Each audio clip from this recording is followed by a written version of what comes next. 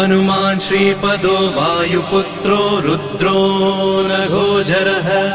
अमृत्यवीरवीरश्च ग्रामवासो जनाश्रयः धनदो निर्गुणः शूरो वीरो निधिपतिर्मुनिः पिङ्गाक्षो वरदो वाग्मी सीताशोकविनाशकः शिवः शर्वपरो व्यक्तो व्यक्ताव्यक्तो धराधरः पिङ्गकेशः पिङ्गरोमा श्रुतिगम्यः सनातनः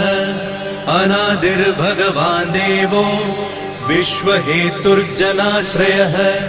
आरोग्यकर्ता विश्वेशो विश्वनाथो हरीश्वरः भर्गो रामो रामभक्तः कल्याणप्रकृतिस्थिरः विश्वम्भरो विश्वमूर्तिर्विश्वाकारश्च विश्वपः